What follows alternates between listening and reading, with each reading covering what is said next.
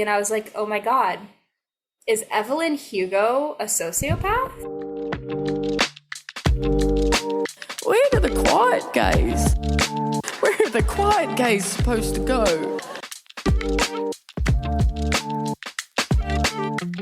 How is my audio? Should I disconnect from my microphone? We were trying to troubleshoot it. No, I don't hear any background noise now. Really? Say something else. Did my wonderful genius girlfriend fix my microphone? Yes, I think she did. No, yeah, there's no background. Wow. Yay! My phone was in the kitchen and I heard my watch going off. I was like, where is my watch? And then I saw your text. I was like, time to record. We were troubleshooting my microphone. Oh my God. No, yeah, I don't hear any background noise. I wonder what it was. Maybe it was just like a weird connection. Turns out I need to have 48 volts selected, whatever that means. What the fuck? Who even thinks of that? I don't know. My girlfriend. Yeah. Oh my God. Yay. I'm so glad that she was there for this.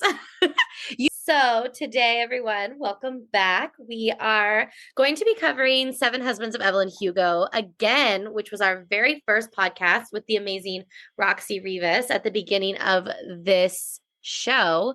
But I thought it would be really fun to redo it. New year, new podcast on Evelyn Hugo with Haley. And Haley, you hadn't read it. Did you hear anything about it or? I mean, everyone's always talking about Evelyn Hugo. I know. And I had listened to the first episode when you had first asked me to come on this podcast. And let me say, Roxy, I have some big shoes to fill here today. But at this point, by the time I read it, I forgot, everything about the plot and whatever that you guys had said. So it was like turning a fresh leaf. I didn't know anything that happened, except for obviously Celia St. James is very important to the story, and we are a lesbian book club podcast, so probably you can figure out where it was going. Yeah. Okay, and you texted me yesterday that you had a hot take, so I am really excited, and I'm really hoping, like, I have an idea about what it is, but I think I'm going to take you from left field in this one. Oh, okay, good. Because, so you didn't listen to the first, like the whole thing and you don't remember it, but yeah, I am like a Celia St. James apologist. I absolutely love her. So I'm hoping your hot take isn't that you're an Evelyn Hugo apologist, because I already had that conversation with Roxy. But you know what? Everyone gets their own opinion and that's fine. And I cannot wait to hear what yours is. But should we just like jump right in? Yeah, and I'm 1,000% gonna take you out of. Okay, good. So it's not that. Okay, great. Okay, I can't wait. So, first impressions. What really stood out to you? What are your thoughts? Tell me. First of all, I spent this whole book heartbroken, and I still feel heartbroken because I think a big reason for this is that one of my biggest values in my own life is honesty and being able to live truthfully. And I know that not everybody is in a position to be able to do that. And that is one of the most painful realities of the world for me. And even I was not in a position to be able to do that for quite some time in my life. And truly, that is one of the most painful, heart-wrenching truths of this world for me. Yeah.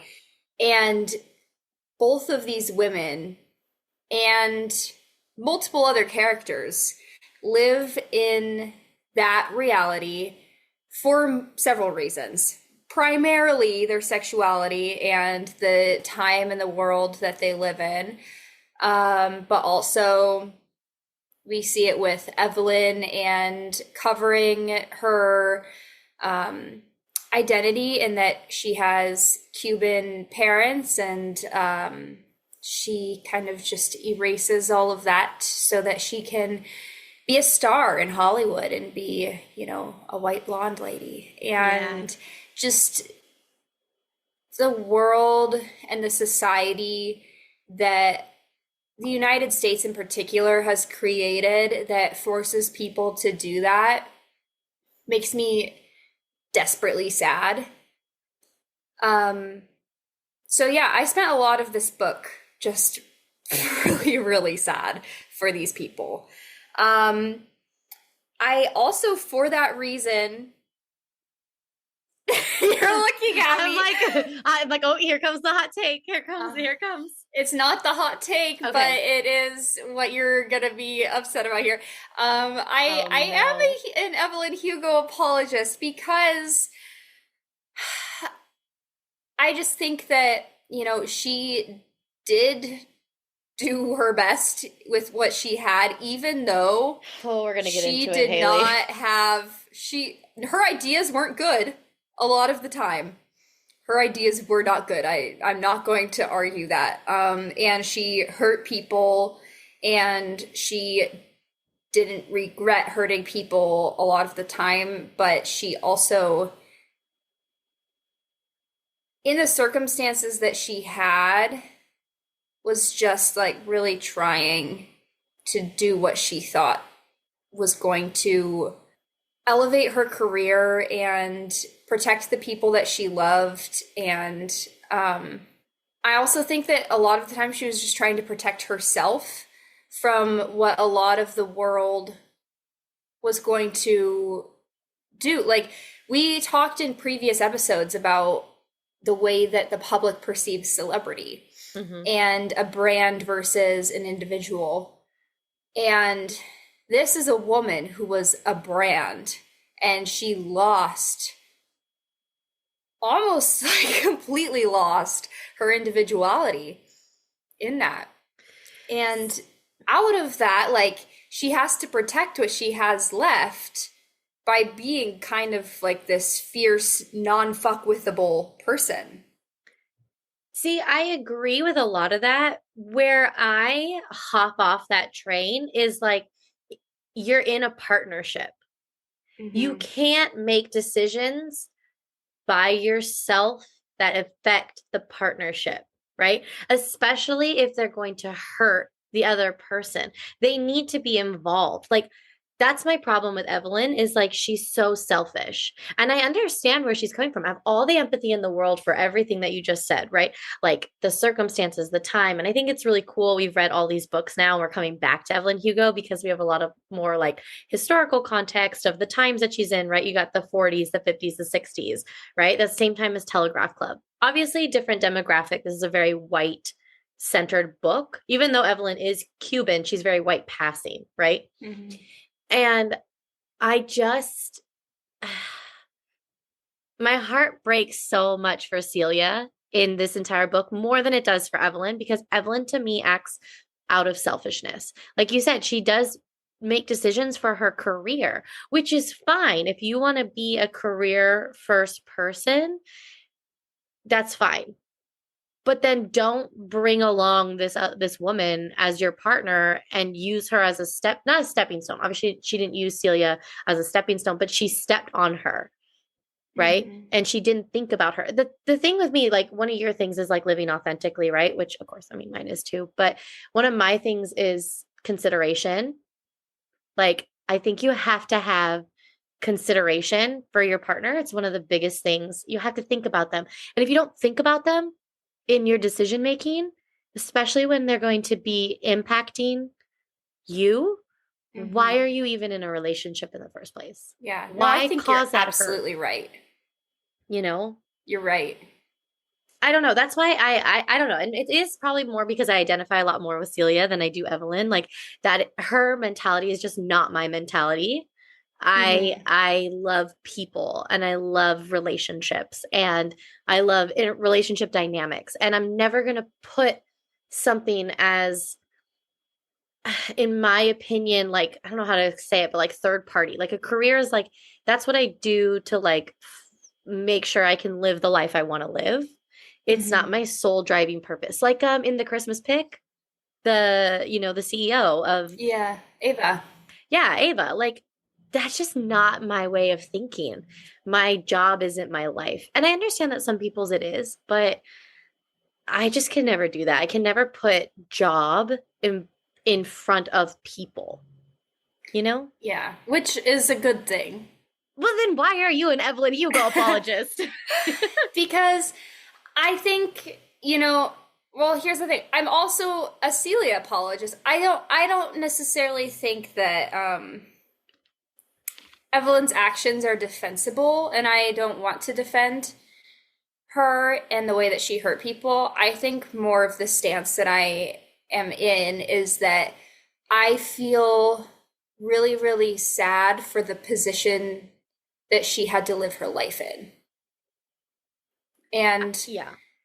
I think that she spent her life really lonely and really hurt and trying really hard to just do whatever she could to not feel lonely and hurt and like feel something that was like she was on top or like she was connecting to people, and she didn't always do that the right way. But I think Evelyn's loneliness was a product of her own actions. She didn't have to do that. She didn't have to be lonely. She had Celia. She had this woman who was all in with her, who was ready to go to bat for her and was ready to stay a secret with her. She didn't have to be lonely. But because of her own actions, her own betrayal of that woman, like, that's why she's lonely. That's why I think I have a hard time. Again, like I said, I have all the empathy in the world for the situation and the time and everything that she went through. But when it comes down to either doing this or that, like, she chose wrong, in my opinion. Like both times. Especially Yeah. the second time. Ooh, especially the second time. The fact that, I mean, one of the greatest tools in storytelling is to give a character the same exact problem a second time Yeah. that they messed up the first time. We And talked she about messed that. it up again. We talked about that. What book was that where we were, or was it a movie? It was I a think movie. it was a movie, yeah. It was our last I movie that we don't covered. remember what it was, but I mean, so now all of us, the readers, are like banging our heads into a brick wall because Evelyn can't get it right. I was fucking pissed. I was so mad. I even said in the other book, I was like, I shut the book. I was so done. I was literally fuming. Okay, let's just get into it. Who's Evelyn? Where's she come from? Who's her first husband? Who's her second husband, third husband, fourth husband? Let's just go through them. Yes, all of her husbands. I mean, okay, there are 7, hence the title, The 7 Husbands of Evelyn Hugo, and they all served a purpose.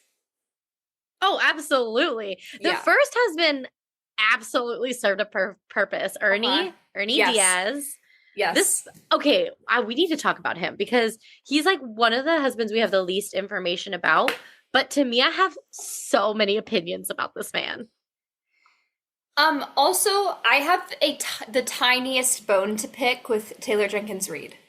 Just the Ooh. tiniest. Okay, because you know Taylor Jenkins Reid, she is like super famous and like well credited now. She did what's the show on Prime? Daisy Jones and the Six. She did? She wrote that book, yeah, and she was like I think an executive producer or like screenwriter or something for the show. Yeah. Which I'm like so upset that Daisy Jenkins Reid got a show before Evelyn Hugo. Which, okay, wait, before we get into it, I'm so sorry. I have to mention this. Apparently, Netflix has had the rights to Evelyn Hugo to make it into a movie Really? for like ever. And I don't trust Netflix with this story. I was about to say, why Netflix? Because also, this should not be a movie. I have a very strong feeling about this. This should not be a movie. This should be a miniseries.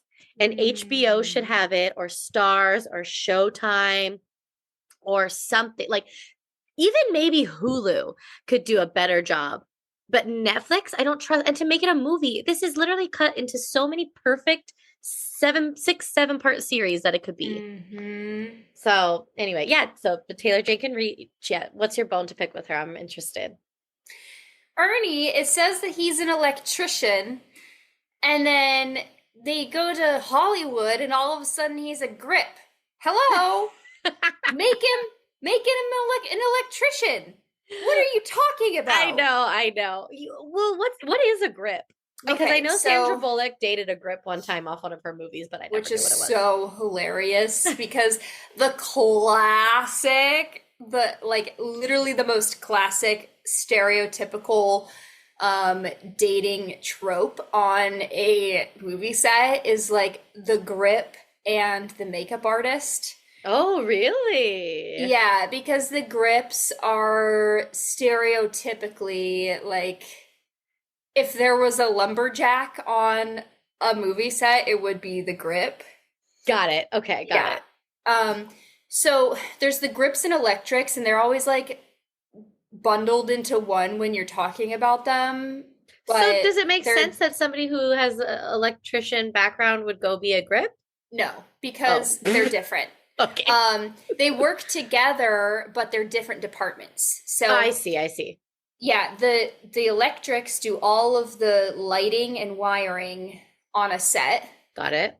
And the grips do all of the things that basically block light. So they help with lighting and they can do like rigging things and that sort of thing. But basically, like, if there's anything that needs to go up, you know, those big giant white things that are blocking on a movie set that you'll see in like the pictures. Yeah. A grip put those up. I see. Okay. So yeah, that doesn't make sense. No. You know what though? Everyone can have a career change. I mean, sure, but like, why would you be a grip and lug all that heavy shit around when you could just wire you could be an electric? Okay, yeah, you're right. Well, you know what? He was a dumb man. He was very dumb. But can we also talk about how he was dating a 14-year-old? Yeah, and she lied about her age, and then he knew that she was lying and chose to just not question it. See, and so I'm just like, I always hated this man. And what do you think about Evelyn? Like, as a 14-year-old, she's very much painted to have like all of this agency and like grown up thinking, but she's 14. Yeah, so I feel like I knew girls like her in high school. Okay. Who had pretty rough home lives and were forced to grow up fast and did what they had to and felt like also they, you know, could make their own choices at that age. And they weren't always making good choices. In fact, a lot of times they made choices that they would grow up to be like, oh, I really wish I had never done that. Yeah. But when we were that age, I remember looking at those girls and being like, oh, they've got this all figured out. Oh, absolutely. I'm like, I was, you know, I had one friend in middle school whose name was Adriana, and I always was like, damn, this girl's like so grown up, even though she's my age. And by grown up, I just meant like, you know, she also like developed early. Like she was just like womanly at such a young age. And I think that because of the attention you get from, let's say, like an older group of people, mainly men, it makes you think about different things in life, which then, like, I don't want to say matures you because that's not the right word because, again, your brain is the same. But I always was just like, damn, like she just went through different circumstances and she had all these different experiences. And I was just like, it couldn't be me. Like, could not be me, you know?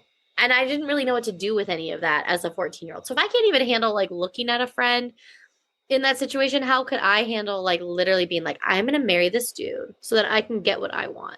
You know? Also, when you're a teenager, you think that you know things. Like the you think classic, you know it all. Yeah, the classic is telling your parents, I know what I'm doing. Leave me alone. I'm a grown up. Exactly. Yeah. I mean, I was famous for saying that. Or like, I'm not a kid. I'm not a child anymore. Yeah. And I'm like, girl, you are 12. Yeah. And she didn't necessarily have present parents. I mean, her mom is dead and her dad is a piece of crap Yeah. who's only there when he wants something sexual from her. And so she is on her own at this point. And Yeah. I think here too is where we really have to go back to when we're thinking about why did she make all of these selfish choices too, is because like from the very beginning, she had to do something. Yeah. And this is what she, as a 14-year-old kid, thought, okay, if I do this, I'm going to have a great life and I'm going to never be back in this situation ever again. Yeah, it was her way of taking control, which I fully understand.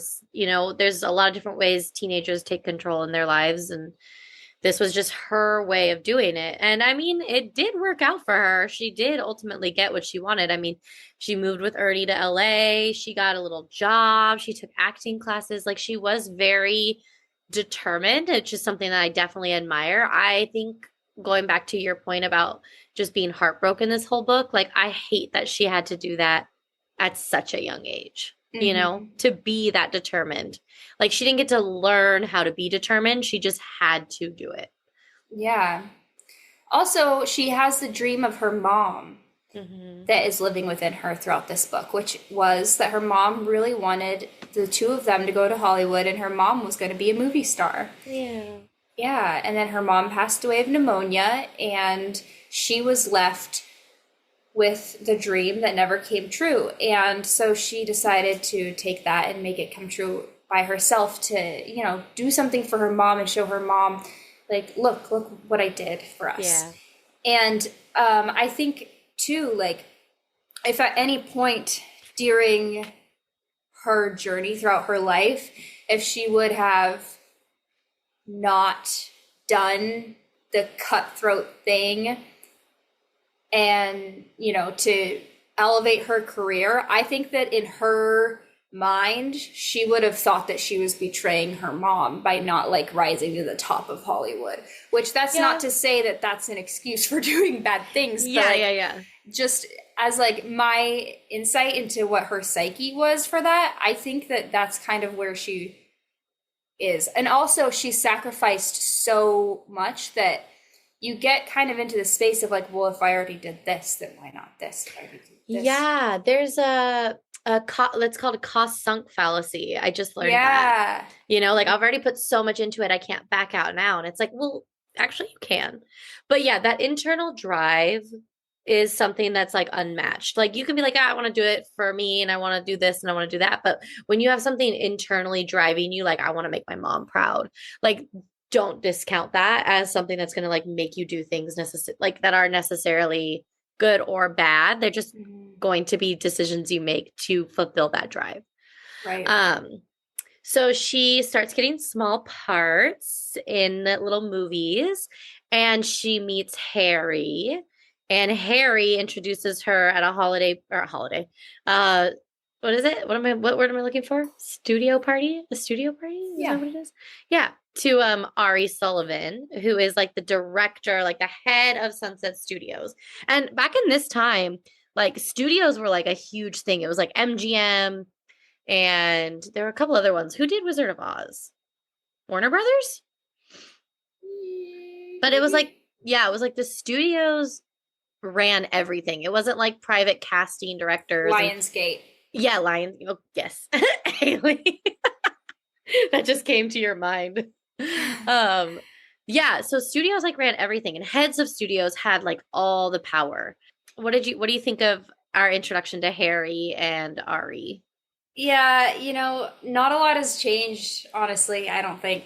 I mean, I just sat in an office this week and I watched one executive just like lose his mind for hours on end, and the next guy in the chain of command, who's also pretty high up, just like had to sit there and be like, yeah, that's just really like, that's so dumb, man. I can't believe that. And then like, and all of us are just sitting there trying to do our work. And then as soon as the other guy leaves, the next guy in the chain of command turns around and is like, Oh my God. like, and it's how all of us feel. And the guy at the top, we're all just like, what is even happening in your brain? Like the things that he's worried about are like, he has too many text messages and is he going to get a dinner reservation at Elefante? Oh my And God. that is Ari in a nutshell, you know? Yeah. Meanwhile, everybody else is like holding him up on their breaking backs. Mm-hmm. Yep. And that includes the Evelyn Hugos and the Harrys of the world. Yeah. And Evelyn Hugo at this point is a nobody who's desperately trying to become somebody, but right now she's a Cuban girl, a Cuban American girl who there's no part for her unless she wants to be just little tiny parts for the rest of her life. And she doesn't want that. So that's when it's suggested to her that she is no longer Evelyn. What was her last name? Diaz.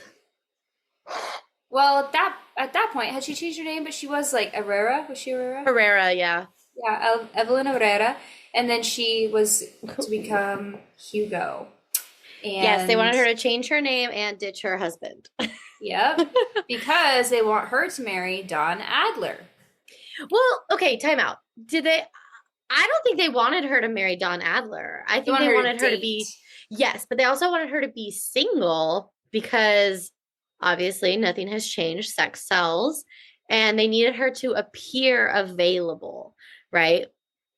And like, yeah, of course they wanted to set her up with Don, but I think they more wanted her to just like not be like a married lady because marriage makes you old and tired, right?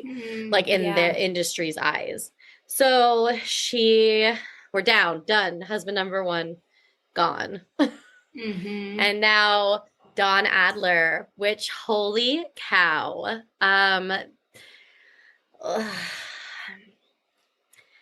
There's a lot to say about this man. Me and Roxy had so much to say about him. I'm like on the edge of my seat wondering where your hot take's going to come in. Which husband does it come in on? It's not about a husband, it's about Evelyn. Ooh, okay, but where is it coming? Will you warn me? I mean, it's just about her generally. You want me to tell you? Yeah. Will it help us understand Don Adler, her relationship with Don? I think all of her in general. Ooh, okay, tell us. If you agree with me. If you don't, even if you don't, I mean, we'll still talk about it. It's just a hot take. It's just a hot take. Okay, tell us. So I read this book and I was just thinking like everything that we've talked about so far about why did she do the things that she do? Like how can she live her life and deal with the feelings of the repercussions of her actions and the loneliness and like all of that, right? Yeah. So I was just thinking a lot about that and just feeling like really sad about it. And then yesterday I was listening to an episode on We Can Do Hard Things that was a conversation with Patrick, I don't know how to say her last name, Gagne, spelled Gagne. And Patrick is a sociopath.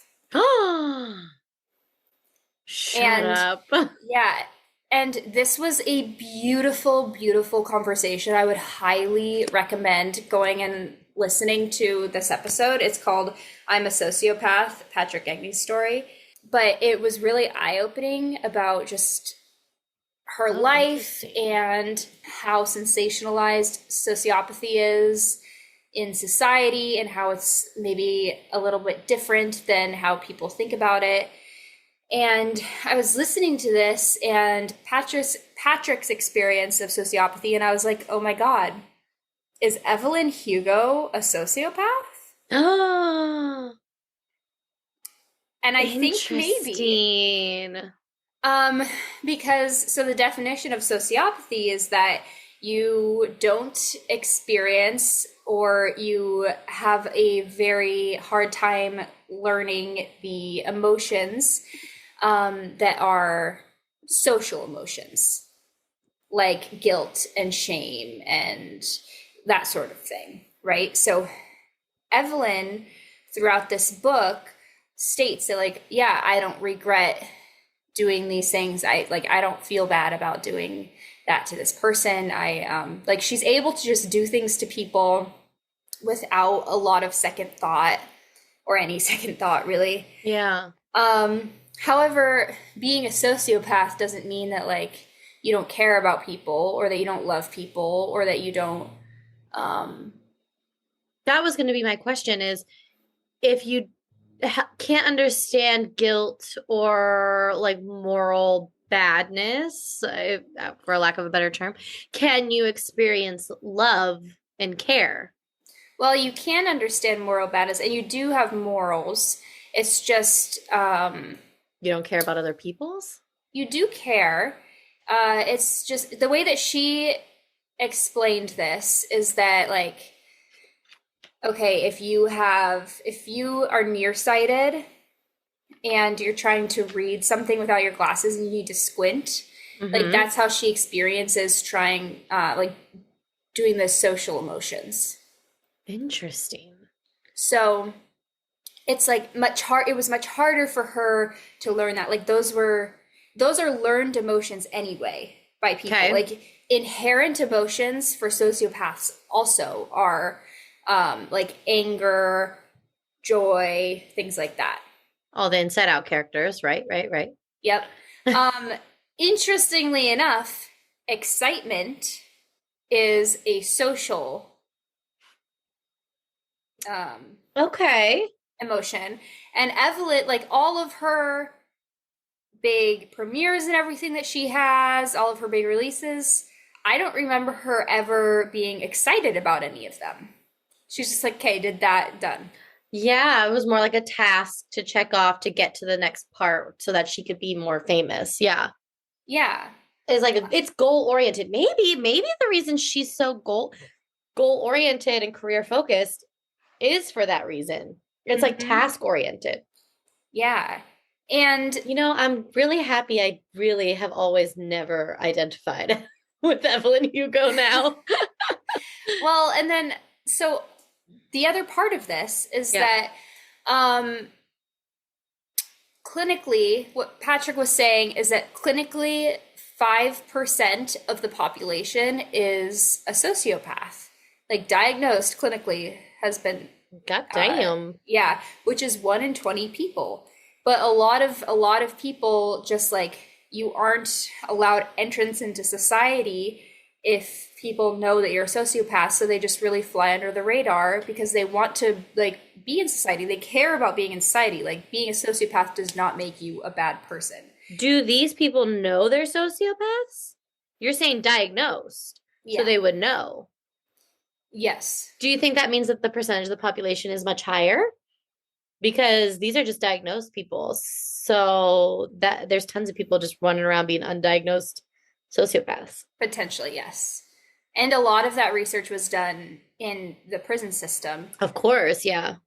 But so the thing is too is that Patrick was also talking about, like, okay, during horrible disasters, she's a therapist, and she was able to go, and because she doesn't get, like, all of the really heightened emotion around these disasters that people get, so she's able to go be like a calm presence at the site of these and provide her services to people, like, on site at disasters. Wow. And that's cool. yeah, and people were, giving her a lot of backlash, like, well, it doesn't count when you do bad things because, like, you don't do them for the right reason because you're a sociopath. Like, you doesn't don't count actually, when you do good things. Yeah, like, you don't actually care because you aren't emotional when you do it. That's stupid. And right, yeah, and she was like, well, if you don't do something for the same reason as somebody else, but you're, like, doing a good thing,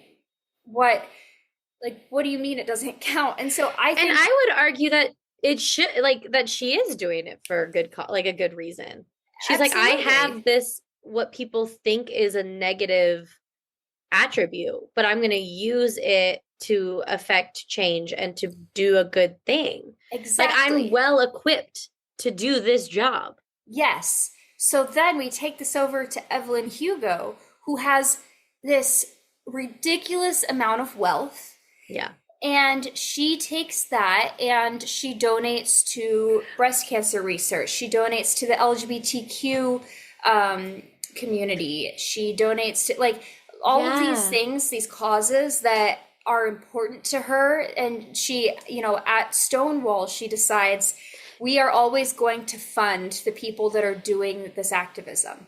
That's exactly the situation I was thinking of when you said Mm-hmm. that, because I remember that, when they're up on their balcony, the four of them, Celia and Evelyn and Harry and John, and they're having this very like emotional, like for me, it was a very emotional exchange, right?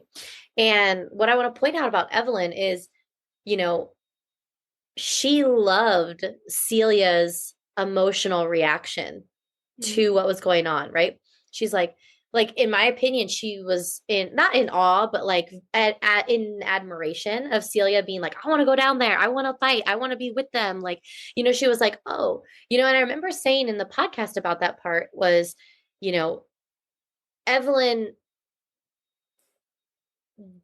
did her decision of like, let's fund it for the wrong reasons. That's what I think she picked to fund it and not go a part of it because she was scared, very like cowardly, and still wanted to hide. But yet she like is doing it for, it's a good cause for a wrong reason, right? And now with this take, it's very interesting because it's like, well, maybe she just didn't understand. And that's why she loved Celia's reaction, because she was like, wow, like I don't understand that reaction. What a different one from my own. And like, you know what I'm saying? Maybe. Although in the book, the reason that they didn't go down there was that Harry was like, we can't because if you go down there, Right. But that was then Harry's it'll reasoning. take attention away from what's actually happening, which I thought was a really good point. Like, Right. So Harry and Evelyn wanted to do the same things, but Harry's reasoning was much, much better than Evelyn's. I think Evelyn's reasoning was, I don't want people to know about me. Right. So oh, I see what you're they saying. both went with the same course of action, but Harry's was like altruistic while Evelyn's was self-serving. Kind of what they were saying about Patrick and how she, oh, you're doing something for the wrong reason, you know? Although I think it's different, but you know what I'm saying? I feel like Harry was like, no, like, let's look at this logically. Like, I want to go down there too, but we can't. And Evelyn was saying, I don't want to go down there, so how can I get out of it?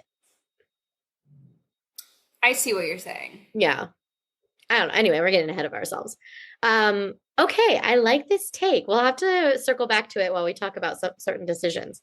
I want to put a disclaimer. I listened to one podcast episode about one person's experience, and I'm not an expert on sociopathy. I just heard her experience, and I recognized some similarities in Evelyn Hugo. So don't take anything that I'm saying as concrete words. Take it with a grain of salt. Okay, so Don Adler, Hollywood royalty, comes from a, very industry ingrained family, and is, like a Leonardo DiCaprio, a Brad Pitt, what's a Gen Z? Timothy Chalamet. I don't know if that works, but that's the only person I can think of. Chalamet, yeah, I feel like vibes wise, Yeah. but not looks wise. No. He's like a cowboy. Like, he does all the westerns. Scott, oh my God, what's his last name? I don't know anyone named Scott. Scott Baio? No. I don't even know who that is. His dad was also an actor. Scott. Eastwood. Clint Eastwood. Scott Eastwood. Oh, okay. What's he in? I don't even know. Are you joking? This was No. my junior high celebrity crush. He was in The Longest Ride. He played a cowboy, which obviously would be Haley's junior high celebrity crush. I think I always like if we're talking about boys that we had crushes on, mine always looked like girls, like Josh Hartnett, like all the Same. really Mine were pretty, Harry Styles and Niall yeah, Horan. all the really pretty boys who are probably I Chad mean, Michael Murray, like that are like yeah. probably gay too. Scott is also extremely pretty. Yep. Yeah, that's funny. Okay, yeah. So he's like Hollywood royalty. And the thing about Dawn and Evelyn's relationship is I think it was a very true relationship. Like I think she loved him and I do think he loved her. Like I think it Mhm. started as PR. They got set up by the studios, but I really do think they loved each other. I just think they're both fire signs and they fucking couldn't handle each other. And also Dawn's a piece of shit. So Yeah, like if Don wasn't raised by two Hollywood celebrities, he would 1,000% be out in the sticks downing PBRs and Red Bulls like no tomorrow, jumping from girl to girl. yeah, absolutely. If he could get one. Yeah. You Which know? I mean, he was very good looking, but I don't know. So the thing about Dawn, okay, so Evelyn gets into this relationship, her stardom takes off, she's getting major roles, she's kind of creating a little community around herself. She's got Ruby Rose. Her friend Ruby, whose last name I don't remember. She's got all these little friends and she's like kind of making her own life. And to get into like a serious relationship at the same time, it's hard to manage those things, in my opinion, right? Mhm. Stardom, friends, a husband, boyfriend, whatever it is, career, all these things. And Don has already been in this industry for like ever. So his patience level, not that that's an excuse, is like very low. And that's why I thought it was so sad and heartbreaking when she ended that one chapter being like, and that was the first time he hit me. Yeah. I was like gutted. I was like, God damn it. Like, before knowing that she was a lesbian. I'm sorry, Evelyn Hugo is bi, not a lesbian. But I was like, kind of, you're rooting for this relationship. Like, Evelyn's feeling loved, she's feeling cared for. And then she starts getting hit. And it's like, Yeah. she doesn't know what to do, which I think a lot of women don't know what to do in that circumstance. Mm. So, it always comes to mind whenever I talk about like domestic violence and like shitty men is a Nicole Kidman line from Practical Magic. And she says, if a man hits me, he's only going to do it once. And I remember like hearing that line when I was like 9 or 10 years old, watching Practical Magic for the first time. And I was like, yes, exactly. Right. But it's easy to have that mindset. But then when it's like the person you love, you want to look for any excuse to forgive them, which is what Mhm. Evelyn does. Yeah, they did love each other, and it was very devastating when he started to hit her. And that is like the classic scenario that abused people find themselves in. Is it's that vicious cycle, and we've talked about this on the podcast before, is that um you keep going back because he did the thing too where he gets on his knees and grovels and apologizes and is so sweet and nice to her afterwards. And so she thinks like, oh, things are really going to change, and then he does it again. And that's how you just get stuck in something like that. Yeah, it's such a cycle. Like it's literally called the cycle of abuse. It's because she doesn't want to believe that this is going to continue, right? And also, she's like benefiting from the relationship, her stardom, her celebrity, like her connections to the industry. Like, it's growing, it's huge. And, she's like, how much can I take before it's too much? But during this relationship is where she does meet Celia St. James on the set of Little Women. which Little Women, the Greta Gerwig version, is my favorite movie of like all time. I just think it's so beautifully shot. Like the cinematography, it should have won the Academy Award. Like it was so amazing. Evelyn is playing Jo, the main character, and Celia is going to be playing Beth, which is like the heartbreaking character of the movie. And, you know, it's funny because Evelyn knows that Celia is more talented than her. But the thing about it is like Evelyn's already established and she is like, this bitch is gonna act me under the table. Like I think is the exact quote. I remember it. But you can see from the beginning that there's like something there. Like she's just so like she's almost like threatened by Celia, but is like very intrigued by her as well. Mm-hmm. Also, that's crazy foreshadowing the characters that they played in this movie because Evelyn ends up with a book and um, Celia ends up dead of illness. So that's horrific. I never put that together. You're so right. Holy cow, Haley, you're so smart. Thanks. Wow, you're right. But they're not sisters, so that's different. Yeah. uh, But yeah, things get like intimate between them in the bathroom and where all good lesbian stories start. yeah, I mean, Evelyn gets jealous because Robert, one of Dawn's friends, is Celia's date, even though she knows that it's fake and she like makes Celia go with Robert. She gets defensive and mad and then Dawn slights Celia and she's like pissed off at him and it's just like this raging jealousy that she starts to get, which is kind of the first time she's ever had this. Yeah. Yeah, I Hmm. think it's like classic, like, oh, these feelings are different. I think we've talked about it, and it's like, especially me being like, oh, yeah, like, I guess I like guys. But then when you meet someone, you actually fall in love with them, and you're like, oh, just kidding. Like, this is what it's supposed to feel like. I think Evelyn had that, even though she is bi. Like, I think with Celia, she was like, oh, this is different. And I think she had to figure out what that was. And she didn't figure it out until was it Ruby or somebody at a party was like, you should stop hanging out with Celia. Like everyone knows she's a lesbian. Yeah. And and Evelyn was like, oh, that thought never even crossed my mind. Like not even on the radar. And as soon as she was told about it, she was like, oh shit, me too. Like I that's what that is. She was able to put like a name to her feelings, but it didn't even register to her until somebody else pointed it out. Yeah. And everybody, all of her other relationships are serving a purpose for her. Like, Yeah. Ernie, what she loved about Ernie is that he could get her out of Hell's Kitchen. And this is a direct quote from chapter 10 is Dawn had been raised to believe that fame was the only power worth pursuing.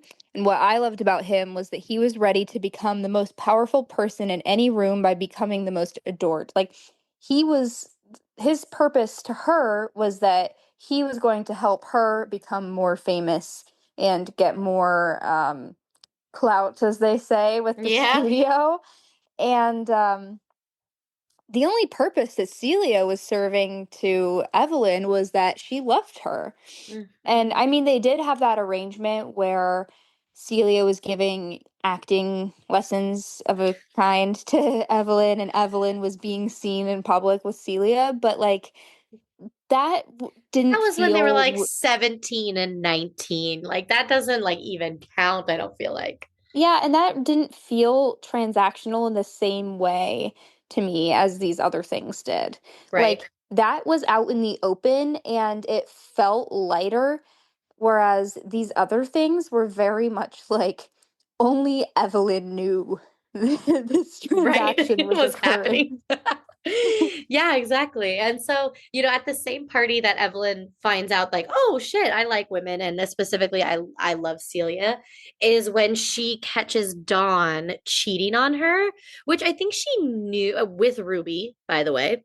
Hmm. Which I think that women know and I think she knew that Dawn was probably cheating like, with access comes cheating, I guess. I don't know. Like in that industry, I know, but I mean, not saying that everyone does it. I'm just saying in general. But, I think she knew he was cheating, but to see it with her own eyes and then to like have this other, she had just kissed Celia in the closet, which I think is a very funny metaphor. And, I think she was just like, I'm fucking out. I have this other thing that I want to explore and I'm done with you. You're beating me. You're cheating on me. I'm a well-established star now. I don't need you anymore. Yeah. So she leaves Dawn. That's our second husband down. And I think that was sad for her. But at the same time, she hopped into this relationship with Celia like right away. And they're spending all their time together. And lo and behold, what's happening is people do know, like on the down low, that Celia is gay. Like kind of in the industry, the press doesn't really know, but they start to get suspicious, like the media, because Celia's car is always at Evelyn's, and so they come up with this little like ruse to throw everyone off, and it's Evelyn marrying another guy. Right. Um, and also Evelyn is not like completely into accepting that she could be not straight either. Yeah. She's saying that like if she only indulges her thoughts about Celia sometimes, then she could pretend it's not real and that homosexuals don't fit into society and that she doesn't think they're bad, but like she loves Harry, but she wasn't ready to be one of them. Um, Right. and so she's not like, basically, she's not ready to be on the outskirts of society. Yeah. Which for somebody like her who's so power driven, to be now part of a marginalized community would be stripping her of that power. Like I understand. Again, like I said, I have so much empathy for Evelyn because you know, embracing her identity would mean to in her mind losing all her power and everything she worked for. Well, yeah, I mean, she already stripped herself of being a person of color. Like she literally Yeah. took off that skin and put on different skin. And Yeah. why would she undo that unless she had to? Yeah. I mean, she wouldn't. There's no reason for her to do it. And that's why I think it drives her to keep Celia a secret. I mean, also the times, like there wasn't like out lesbians anywhere. They were all in the like kind of underground society. People didn't even know lesbians existed. So, it makes sense that both of them would want to keep it a secret, but Celia was always more so on the like, I don't really care if people find out, like this is who I am. And Evelyn was just like, nah, we have to do something else. And Celia did agree, like, we should do this whole plan with Mick Rivas. Like she did talk. See, then this shows that Evelyn has the capacity to talk to her partner and come up with a plan and enact that plan. She just left part of the plan out. So Mick Rivas is this like, I always say he's like an Elvis Presley type. He's, like a rock star kind of guy. And their plan is to like get him to marry Evelyn and like it be fake and then divorce him so that people would stop talking about her and Celia. The part that Evelyn left out was that she was going to sleep with Mick. And that's like a huge part to leave out. Right. Yeah. And okay. So I'm going to throw you for another loop that you're actually Okay. not going to be surprised about at all. But just because I've been arguing for how I am an Evelyn sympathist, Yeah. I actually, like you, I identify with Celia like way more, Yeah, a that doesn't lot. surprise me. Yeah, and I throughout this whole thing I was like, "Oh, poor Celia." I felt horrible for her too. Um and I completely agree with everything you're saying that like yeah, if she's this person in this committed relationship, then she should absolutely be in the loop and be 50% of these decisions that she's involved in. And like, that's so hurtful if she's not involved. And Right. that's destructive to her trust and to the relationship if she isn't. Um, and I just think that like she sees things from a very like centralized in her body. This is going to make sense to nobody else, but um I'm describing this in the way that like I experience things, but I think I feel things from different parts of my body, and Yeah. I think that Celia also is, and like I feel things from the very center of my body when they're like really Yeah, your gut. not even my gut, like right in the middle of my chest, like just Oh, below where my yeah. heart is. Okay. And it feels like super, super heavy in there. And I think she feels that way too. Like she is really disturbed by the injustice of the world, and she wants things to be fair. Yeah. Like Yeah. she wants people to be able to just be themselves, and she wants people to just be kind to each other. She can't understand like why that isn't the way that things work, and I'm like that too. So I Yeah. understand um a lot about Celia. Yeah, she has a hard time seeing nuance, which I also really relate to. But I also don't think that's a bad thing. Um, because yeah, she does. She's like, I don't understand how you could sleep with him. And Evelyn's saying, well, that's the only way I could get him to marry me. You know? The thing is, Evelyn could have gotten away with it too, had she not become pregnant. Mm-hmm. Had she not become pregnant, Celia would have never known. Which is like, again, I have my nail clippers in my hand and I'm pointing with them, which is again a shitty stain on Evelyn's character, in my opinion, because she's hiding this from her partner until she couldn't hide it anymore because she needed to go have an abortion. Yeah. So, Also, oh, sidetrack, speaking of pregnancy, the other thing that I think that we should bring up here is another big reason that Evelyn is scared to come out and be public with Celia is not just because she is scared about her reputation and how people will perceive her, but also both her and Celia have brought up like later on when she has a child, and just in general with their careers, like both of them might lose their, probably would lose their careers. Their child might be taken away. yeah, They very well could end up either arrested or in a mental institution. committed. Yeah, Yeah, for the crime of being gay. yeah, Um and this was like not unheard of, not uncommon, and a very, very valid, real fear. And so, really, that's another big reason why I feel so, so heartbroken and sad for both of these women, but I just can't hold it against Evelyn to not come out. Like, See, I think that's where the cutoff is, though. I don't hold it against Evelyn for not coming out. What I hold against Evelyn is lying to her partner and not thinking about her partner and treating her like shit. yeah, Right? yeah. Like, that's where I feel like people don't understand where I'm coming from because I'm like, I get Evelyn, but also she could have accomplished the same things without hurting Celia.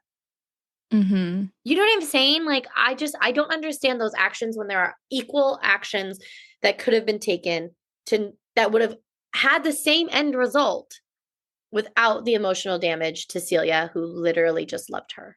Yeah. No, I do. I do understand what you're saying. Yeah. So this is the point where Celia and Evelyn have their first like massive breakup. And it's really heart-wrenching.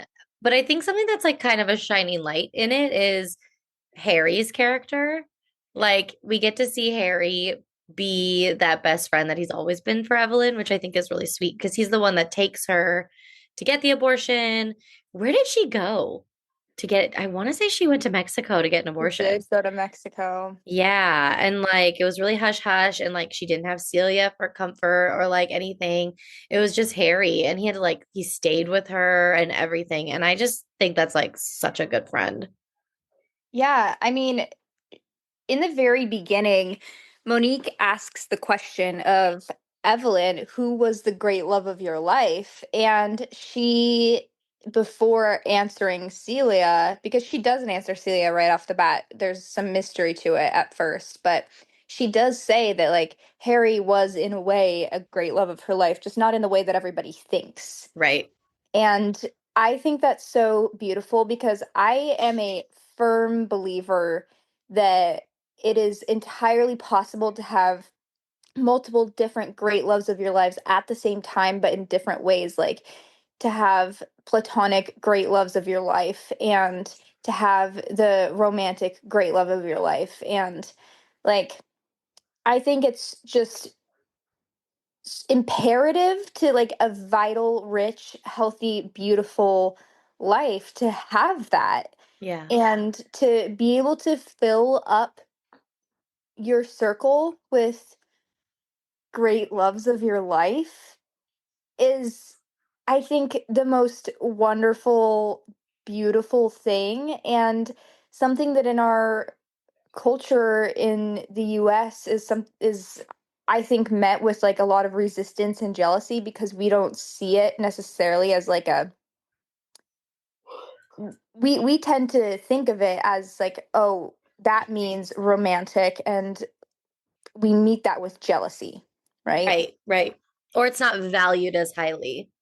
Right. Yeah, and I think that we would benefit greatly from shifting our mindset about that. And Yeah, and taking out the jealousy part of it because it's like you can have a romantic love of your life, a platonic, like you were saying, love of your life. Your kids can be loves of your life. Like they're just like different spots that you put your energy and also get your energy fulfilled back. And Mhm. where you do that, one is your choice, and two, doesn't have to instill jealousy in the other parts, I feel. Right. Yeah, and also like we see this in the family that Evelyn and Harry and Celia built for themselves. And I think, take away the circumstances and the necessity that they had to live this way. It's beautiful. Like they really built a true family. Um Yeah. I loved that part of this book. I know. And it's such a different way to set up family too, because I mean, and we'll get there, but you had Celia and Evelyn, and you had Harry and John. And it was like they were like a full-fledged family, the four of them, Mhm. which is like, I love that. Not everyone's families are going to look the same. And the more people to love kids, the better. Exactly. But unfortunately, we don't get that happy family from them this entire book because of that really sad break that we have in this part where they have the breakup over Mick, which, I mean, the entire purpose of this for Evelyn was, like, we know there's a purpose for every husband. And for Mick, it was a scandal to get the attention off of her and Celia. And um, they were not on the same page about this. So they go separate ways. And later in life, Evelyn, as she's talking to Monique, which I don't think we've ever said this in this episode, if we back up here, Monique is the author of Evelyn's biography. And Yes. so everything we're learning about Evelyn here that's in her voice is actually written by Monique. And we switch throughout this book between conversations between Evelyn and Monique's point of view in the office and at home, and then Evelyn's life story. Which Hmm. I loved this format. I thought this was so clever. Um, but there is this excerpt here about Evelyn's regret that I really want to read because this is my biggest fear in life, Oh no. actually.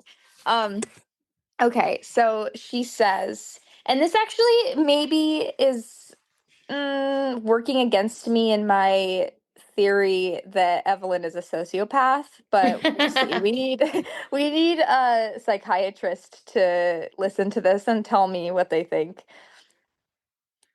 But here we go.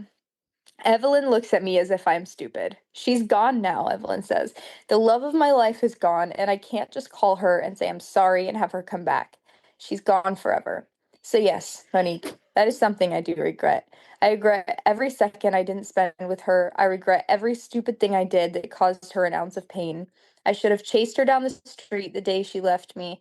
I should have begged her to stay. I should have apologized and sent roses and stood on top of the Hollywood sign and shouted, I'm in love with Celia St. James, and let them crucify me for it. That's what I should have done. And now that I don't have her, I have more money than I could ever use in this lifetime, and my name is cemented in Hollywood history, and I know how hollow it is. I am kicking myself for every second I chose it over loving her proudly. But that's a luxury. You can do that when you're rich and famous. You can decide that wealth and renown are worthless when you have them. Back then, I still thought I had all the time I needed to do everything I wanted. That if I just played my cards right, I could have it all. That's so devastating. I know.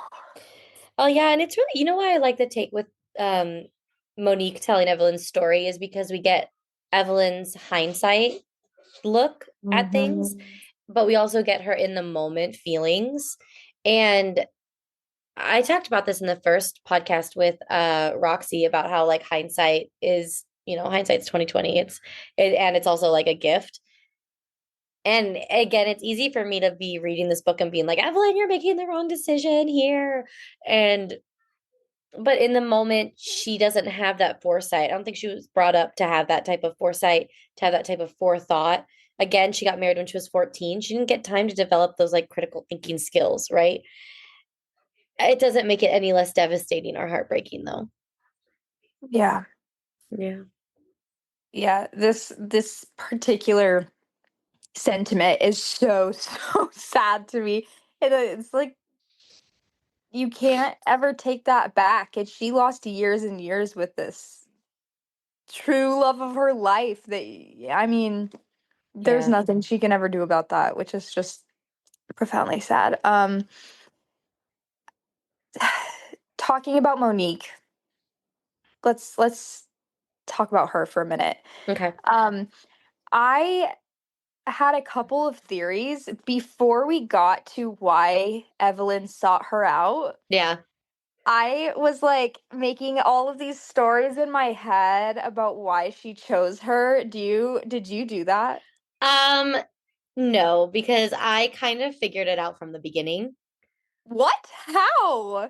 Because they make a point to talk about this article that Monique wrote about assisted suicide and how she was a proponent of it. Like she argued, like after meeting with families and talking to families and talking to people who ended up going through with it, how she was like, my view has changed and I'm like okay with it. Right. So I was like, oh, interesting. Like that's an interesting part. And as the book went on and like everything that and Evelyn was like, oh, like I picked you for a reason. Obviously, I didn't pick up on the like relationship that Monique and Evelyn had through Monique's dad, but I did pick up on the assisted suicide. So that actually was not a shock to me at the end. Was I devastated? Yes. Was I shocked? No. No. Especially with Connor having, well, Connor and what ends up happening with her and how that is very genetic and runs in the family. I don't know. I kind of just like put that part together. What were your theories though? Wow. Well, my first theory off the bat was that because that Monique is biracial and Yeah. she has a lot of like identity stuff with that. Like she doesn't like how people see her as half of one thing and not whole of just who she is. Yeah. I thought that maybe Evelyn thought that she would relate with bisexuality Oh, interesting. Okay. Okay. and would be able to tell her story as it relates to bisexuality well. Hmm. Okay. I probably wouldn't have gone that route only because I don't know if Evelyn knew that struggle that Monique had with that. And like if she wanted somebody to tell that story, why not just get like an out bisexual writer? If that was the Right. if that was the like goal behind it, I guess. Mm-hmm. Yeah, no, see, I was plucking at You're like straws because I was like, reaching. why? I was like, why? And then, well, and then I was like, okay, also Evelyn is Cuban, and maybe she was just looking for somebody who was also of color Right. to tell her story. And, but I was like, I don't know that that would be enough. Like, there's other, like, even the Yeah, editor. exactly. Yeah. And so, anyway. I was making all these stories in my head about why it was her, why it was her. And then we get hit with that. And I was like, oh my Crazy. God. Like the dad having been in that car, to have told yourself one story that you think is true about your dad and like accept this, I mean, action that like takes him away from you. Not only that, but his sexuality and like everything involved. So, like Monique's dad, well, we're skipping way ahead, but whatever. This is what we do here. Monique's dad was Harry Cameron's driver the night Harry Cameron got into an almost fatal car accident. But the driver ended up dying. But it wasn't even, oh, he wasn't the driver. I'm sorry. He was Harry Harry Cameron's was, lover. Yeah, yeah, Harry Harry was was driving. driving and was drunk and crashed, killed his lover, who was Monique's dad. And, Evelyn ends up orchestrating the cover up of this. I mean, it is a crime, you know? Mhm. And so that's also why she picked Monique. But she also picks Monique because Evelyn wants to end her own life. And I think she knew that Monique would understand because of the previous work she had done on assisted suicide, or, well, not assisted suicide, but like kind of assisted suicide. Yeah, physician Yeah. assisted suicide. Yeah, Mhm. yeah, yeah. Thank you. Exactly. Mhm. Um, so I'm very multifaceted with Monique, even though I don't think Monique was like a great character in this book. I thought she was very like two-dimensional. I kind of thought the part about her with the husband and then the mom and everything was like filler. I didn't think it was really that necessary. I don't know. What did you think? Um, I mean, I guess it didn't feel like super rich, but also I think that had it would have taken away from Evelyn's, like the focus of Evelyn's story. Yeah. Um, which you want to be like really magnetized towards Evelyn. Mm-hmm. Um, I loved, again, this is Evelyn about Monique, but I loved when Evelyn said to Monique that there is a difference between divorce and heartbreak, and what are you Yes. experiencing? Because Monique is going through a divorce with her husband David, and she's just feeling very upset about it, and it's starting to leak into this work with Evelyn because she brings it up, and Yeah. Evelyn is a little bit sly about it, and she is, she's pretty easygoing about divorce. She's had a few of them herself, and but she gives this very, very good advice because a divorce is just like it's something that just didn't work out, and Right. there's a difference between that and a heartbreak. And she says, if you're heartbroken, I feel so sad for you. I'm so sorry. If you're getting divorced, okay, whatever. Yeah. She says heartbreak is a loss, divorce is a piece of paper. Yeah. Yeah. That's actually one of my favorite quotes in the book because it's so true. Mm-hmm. It's like heartbreak people think divorce automatically equals heartbreak, and that's not always the case. Yeah. But you can go through heartbreak without ever being married. That's worse than any divorce you could ever go through. Mm-hmm. Yeah. Yeah. Okay, so we should go to the fourth husband, which I think is going to be pretty quick, but I think is also like kind of fun to talk about because this is Rex North and he's another movie star. And this is from the beginning PR. This is a yeah. PR setup. They do not love each other. They like each other. They're like friends, but it's just a mutually beneficial relationship for both of them. Yeah. The Evelyn, purpose is yeah. to get good box office numbers for Anna Exactly. Karenina. Yep. What did you just call it? Anna Karenina? Oh my God, Haley, How do you say it? How do you say Anna it? Karenina. Anna Karenina. Thank you. I love that. Isn't that what Cam was gonna star in The Unfinished Line? And then she put it off. Yes, it was. And I knew that immediately. And I was like, oh, that's the same one that Evelyn did. Yeah. And so her and Rex get married. It's like a PR bonanza. Everyone loves it. They like live together, but they like live in separate rooms. Rex goes and like has other relationships. And, he is like always trying to sleep with her. But Evelyn knows to not cross that boundary. For once, now she knows not to cross boundaries. Jesus Christ. But she doesn't. She doesn't ever sleep with Rex, like, even though he tries and tries and tries. Because I think it's like sometimes when you go through like a big heartbreak or a big loss, like Evelyn with Celia, and when it's totally Evelyn's fault, I think you just like don't want anything to do with romance or a partner or anything. You're just like, you know what? Fuck it. Like, I'm just going to be on my own. I'm going to build my life, make my life as happy as possible. And she didn't want anything to like complicate it. That was kind of my take with the whole Rex situation. Cause I definitely think she was like attracted to him. Do I think she wanted a relationship with him? Like, no, obviously not. But I mean, if she was like lonely, she definitely could have indulged in that. Yeah. No, I think you're on the money. Yeah.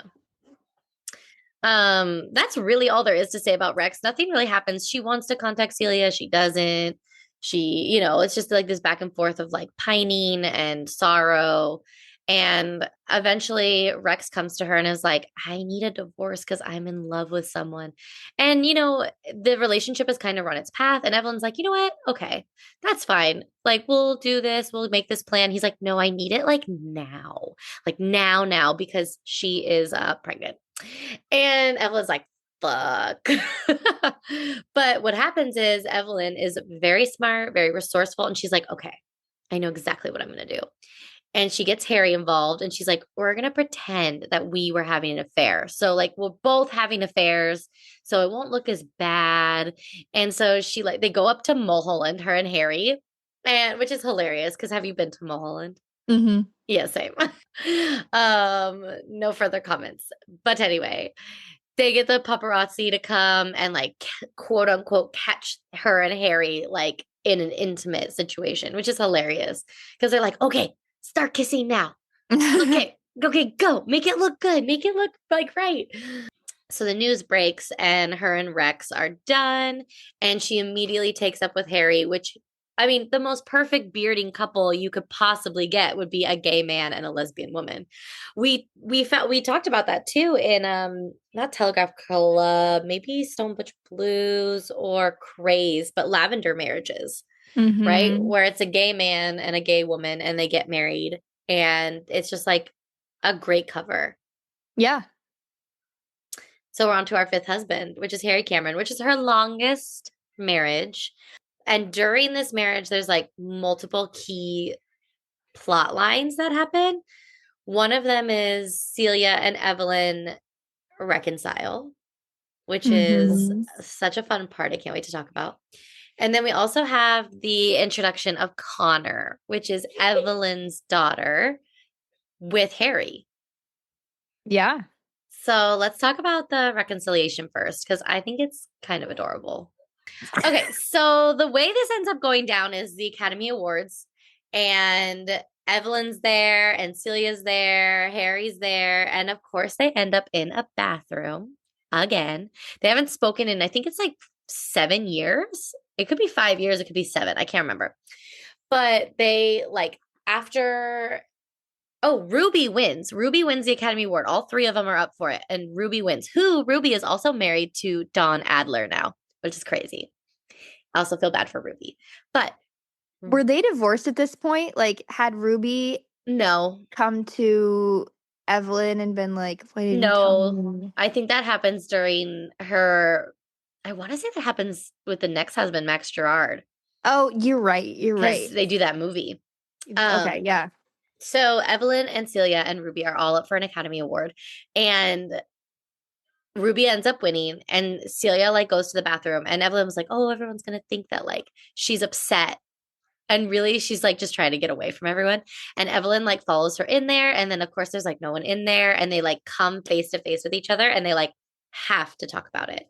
And they do this whole back and forth exchange of like, have you been in love? Have you been with other women? Have you been with men? And Celia's like, I have been with other women, but they're not like you. It was never like that. And Evelyn's like, I have been with men, but like it wasn't like that. Like, and they just have this like really brief exchange, but then Evelyn ends up kissing Celia in the bathroom with the whole like academy right outside the door. And Celia's like, stop. Like, what are you doing? Like, your biggest fear is getting caught. And she's like, I don't care. I don't care anymore. Like, I have to have you. This pain is too much. I rather live with you and have the burden of everyone knowing and dealing with that than continuing on without you. Which I think is a really beautiful sentiment, but I don't know if Evelyn was like fully committed to it because they still do end up hiding. Which I understand. Again, the times, like I get it. This is like early 60s, I want to say. But then this like charts the course for that like happy family that we talked about, which Celia's like sort of dating, or like I guess is dating this like football star, John Braverman, and who's also gay. So she's also got herself into this like awesome bearding relationship so that she can stay hidden. And John and Harry end up falling in love. Mhm. So it's like, I love the quote where they're like, we could go out to restaurants as what appeared to be 2 perfectly straight couples without a straight person in the bunch. And they could just like go and enjoy each other on these double dates when everyone thinks it's like two straight couples, when really it's like Celia and Evelyn and John and Harry, and they just get to like be all together. I loved Yeah. it. Yeah. How I did you did feel too. reading about this like happy time? It was like a breath of fresh air from everything else. So true. Yeah. And then it gets broken up a bit when Harry and Evelyn decide to have a baby because Celia is pretty jealous. I mean, I'd say that like there's a lot of things that Evelyn does in the relationships throughout the book, obviously, that aren't great. And I think that Celia's fatal flaw throughout the story is that she has a lot of jealousy surrounding men. Like, she Yes. just can't get over that throughout this whole book, is that she is just really, really worried about Evelyn's attraction to men. Which I feel like is like fair to some extent because of what Evelyn did. I feel like that wasn't necessarily there before Evelyn slept with Max, right? Because Celia was like on board. She's like, yeah, marry him, like do it. Like let's go with this plan. I feel like it's like more trauma based than like an inherent fear. Because now she's like, because she talks about how Evelyn can get pleasure from sleeping with men. So when her plans involve that, she's like, well, why are you really doing it? So I don't know. I kind of Mm. feel like it's like a fair fear. Mm. I don't know. What do you think? Yeah, I mean, I think that where it is a problem is when she's bringing it up when Evelyn has like no plans of doing it. Yeah. And I think that here, where Harry and Evelyn are deciding to have a child, um, Celia had like a pretty strong reaction, which I mean, also I think is fair. Like she gets to work through her feelings about it. But this was definitely like a roadblock, a bump in their relationship. Yeah, Evelyn says about Celia, like, I was a straight woman when she was mad at me, and I was a lesbian when she loved me. Yes. And I thought that quote was so poignant because I mean, I think that there's a lot of like misunderstanding about people who are bisexual. And it's like, oh, they're just attracted to everyone. And it's like their attraction works the same as like anyone's, from what I understand, you know. I mean, I'm not bisexual, but I have friends who are and who have talked to me about it. And it's like, it's not like they're obsessed with everyone. They just fall in love with people. And it sucks for Celia to kind of use that like biphobia of hers when she's interacting with Evelyn when she's upset. Mm-hmm. Which, I mean, Evelyn made her upset. So I get it, but it's almost like cutting at someone's identity when you're mad is like, I feel like very off limits. Yeah, that's what it is. Yeah. Um, but Celia does get on board and she's okay with, you know, at this point, we don't have IVF, we don't have things like that to make children for gay couples, right? And so, like, Harry and Evelyn, like, have to have sex to make Connor. And I mean, I get why that would be really upsetting for like your partner to be like, yeah, sure, go have sex with someone else. Even though it Yeah. doesn't mean anything, it's still like giving of your body to someone, you know? Mhm. But they end up having Connor, a little girl who's like the love of all of their lives. They just love her. And Celia's, I do kind of like Celia's jealousy a little bit when Connor's born because she's like, John's like comes over, like makes breakfast for Evelyn, and she's like, I got it. Like, I'm gonna do it. Which I think is cute because like Celia can't cook. Mhm. But she's like, no, like I'm the partner, I'll do it. And like becomes just a very active parental figure in Connor's life, along with Harry, along with Evelyn. Yeah. Yeah. And everything seems so perfect. And then the line in the book, I call them like gut punch lines. And I'm like, the line in the book is like, everything was perfect until I ruined it all again. And I was like, Evelyn, I was just getting on your side. I was just getting excited. And then what did you do? I'm so upset. Yeah. Well, not great, Evelyn. She went to Max. The director, the French director. Yup. Those damn French people and all of their charisma. So Evelyn kind of falls for Max. And so her and Harry get a divorce. And Evelyn ends up with Max. And Max is like offering her this new role that's supposed to like put her back on top because, like, again, like 60s, having a baby is like a career ender. Your body's different, your boobs are different, like everything's just different, right? You're not like a sex symbol anymore. But he offers her this part to kind of get that back. And it's like, but the snag here is that it's with Don Adler, and it's also a very graphic French movie. And the kicker about this is it wasn't such a graphic movie to begin with. Like, yeah, it was rated R, but then during the filming, Max is like, no, we're gonna like take this to X rating. And so it's like full frontal nudity. There's like a crazy sex scene. And this is where we see the disintegration of Celia and Evelyn for the second time Yeah. for the same exact reason. Big problem being the sex scene was with her ex-husband, who she was actually in love with when she married him. Mm-hmm. And she did it before talking to Celia. And this is the most heart-wrenching conversation I've ever read in a book. And like, if they do make this into series, like, I just know I'm gonna lose it at this, like, watching it on TV because so Evelyn goes through with the scene with Dawn, and then she's like, you know what? I'm gonna pretend I didn't do it. I'm gonna go and ask Celia for permission to do it and hope and convince her to say yes, and then it'll all be fine. It will all be fine.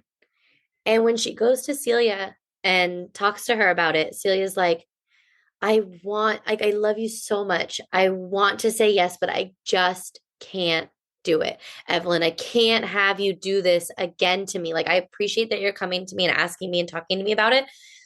But please, Evelyn, like, I will do anything else. Just please don't do this one thing. It's the one thing in the world I'm going to say no to. Like, please. And then Evelyn has to fucking sit there and tell her, I already did it. And I can just imagine the soul dropping out of Celia's body to be like, how did you get me into this scenario twice? And, people say, I think I said this in the other podcast, but people say, like, fool me once, shame on you, fool me twice, shame on me. I don't believe that. I think fool me once, shame on you, fool me twice, shame on you again, because I let my compassion and my love for you override the hurt you caused me, and you did it again. Like, at that point, how do you come back from that? Yeah. It made me hate Evelyn so much. The thing is, too, is like, Evelyn came to her to ask her about doing this film in the first place with Dawn. And Celia was like, I have my reservations, but this is going to be so good for you. And I fully support you. And I want this for you. And I will be by your side.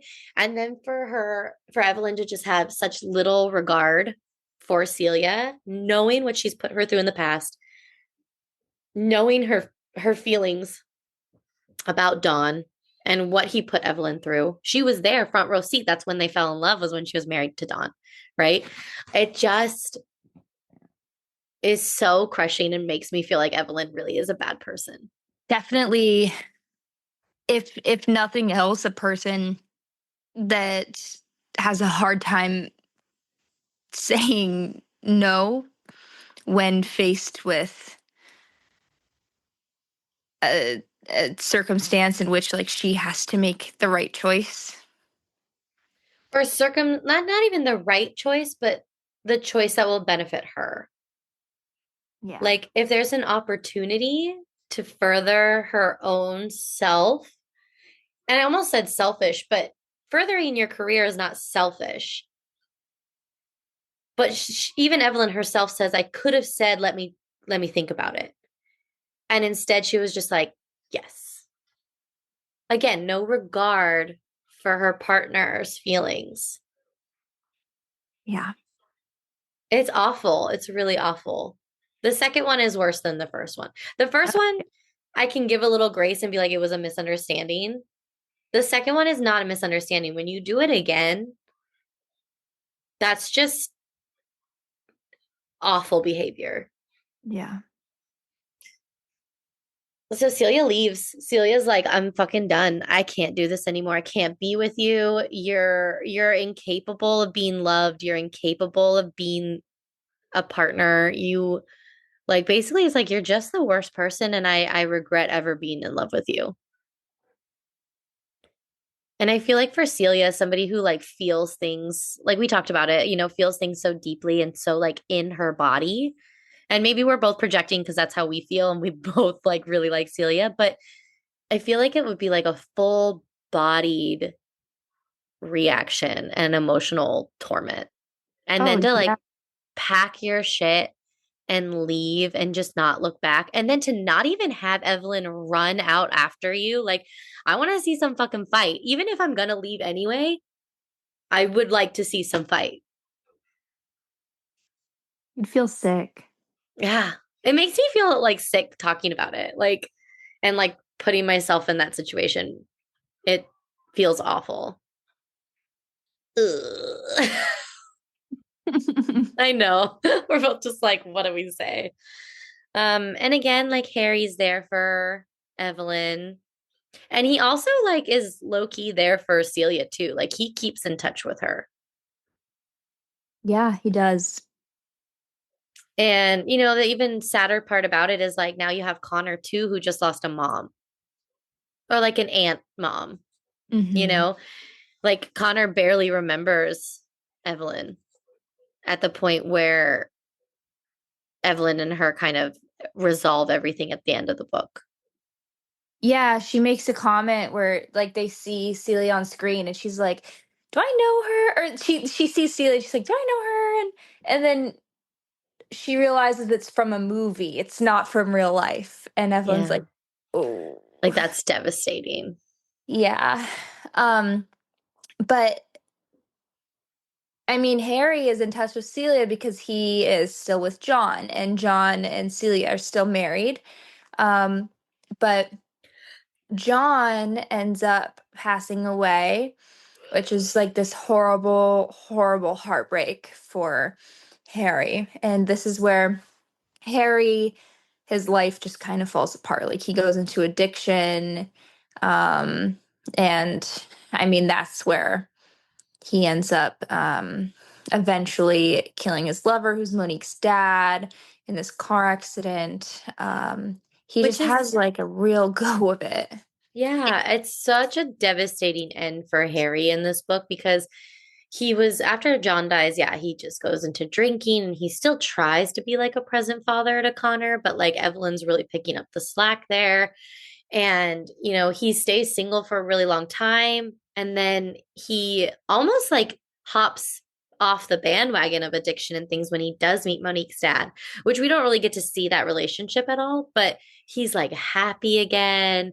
His face is brighter. It feels like he's kind of his old self.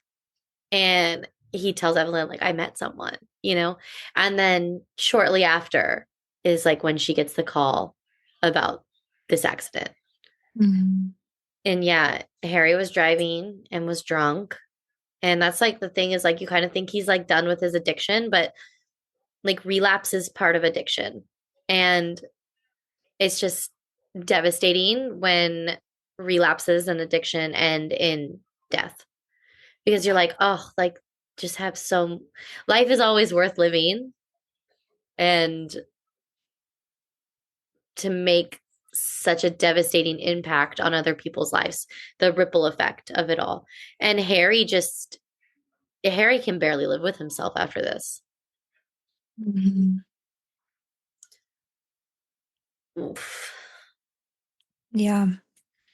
And during this time, Evelyn is married to Max, the director of the French film and of the Don Adler sex film. Um, and this starts out as like, I mean, I think that the root of this, the purpose of this husband for Evelyn is that like she's devastated from her separation with Celia and she just like needs some sort of she needs to be wanted and he wants her. And Yeah. no matter if she actually wants him back, like she wants to feel something.